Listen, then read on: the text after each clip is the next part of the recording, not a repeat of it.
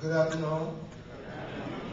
We're going to get this started right. All right, we need some energy here. Good afternoon. All right, let's see why we're here, y'all. I'm going to try this. I'm going to say human rights, y'all say for all right?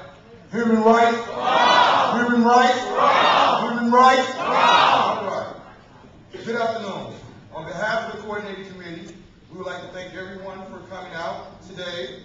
We also would like to thank the UN Special Rapporteur for coming here to explore racism in our city and to hear from the people who are directly affected by the issue, the advocates, the victims, the lawyers, the policymakers, and all of those who are at the forefront of this fight for human rights in Chicago and human rights in America. I would like to thank these groups who have made up and compromised the Coordinating Committee. Coalition to Protect Public Housing, Voices of the Ex-Offender, Heartland Alliance, Jewish Council on Urban Affairs, Midwest Coalition for Human Rights, STOP, Southsiders Together, Organizing for Power, Pilsen Alliance, Latino Union, Blacks Against Police Torture, the Illinois Coalition to Abolish the Death Penalty, and I believe also TAMS, and Solidarity Not Charity. We also like to thank the Legal Foundation for its kind contributions to making this happen. We also like to thank the people who came out. There's a special thanks going out to the victims who had the courage to come before the United Nations panel. At this time, I say everybody give them a round of applause.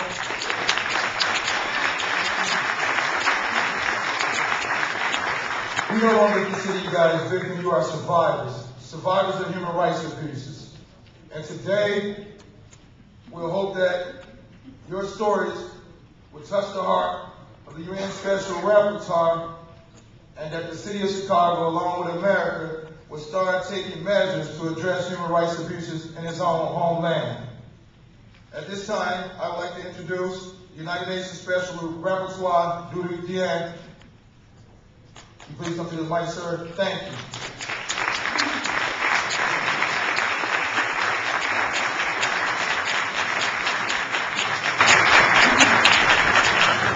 Thank you very much. I just would like to introduce myself and tell you why I am here in the US.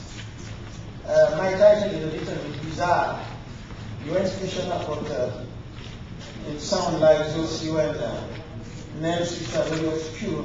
Don't know what it means, but basically the Special Rapporteur is not a UN staff. I had in the United Nations, UNESCO, for 30 years, but the Special Rapporteur is an independent expert elected by the Human Rights Commission in Geneva to monitor some key human rights issues worldwide and report every year on that issue to the Human Rights Commission and the General Assembly, and also report on the countries the rapporteur choose to visit. So my mandate is racism, racial discrimination, and xenophobia. You have rapporteur on torture, on extrajudicial killing, on violence against women, etc. So my mandate is to monitor racism worldwide. I have been appointed 6 years ago. I have already visited, before coming to the US, and this is important, because Fox News yesterday asked me why I'm coming here. I told them that I came here after having visited more than 20 countries, including Canada, close by, Japan as well, Colombia, Russia, Ivory Coast, etc., Central America. So for each country I visit, there is some criteria I have to select the country I have to visit. I am coming to the US for basically 2 reasons. One, because my predecessor visited the US more than 20 years ago, 14 years ago. So I thought it was time to update his report and update the picture. So basically I'm here to update the picture. What is the reality of racism, racial discrimination, and xenophobia in the United States? But I came here also because of the international context of racism, which I can tell you is something very serious, because racism is rising all over the world. We heard just 2 days ago in South Africa, where Africans have been killed, more than 20 or 30, by South Africans. South Africans, who these Africans countries were in the past hosting the South African freedom fighters. Few months before that, in Kenya, there has been mass slaughtering between different ethnic groups. In Europe, individuals are being killed because of their skin, culture, or religion, almost daily. In Russia, where I went to investigate racism a few years ago, people are being killed in the street of Moscow, as on daylight. People who are not Slavic looking, from Africa, Asia, Central Asia, Caucasian, what they call Caucasian are people coming from the Caucasus, and they call them black in the Russian language.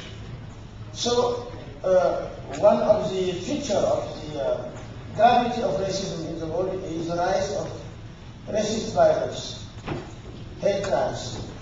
This is rising all over. Violence, individual, but mass violence also, as I indicated just now.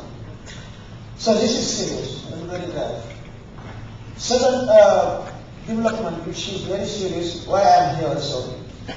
We are witnessing a sort of democratization of racism, a banalization of racism, in the sense that the racist agenda and platforms which were in the past the domain of so-called extreme right parties being extreme,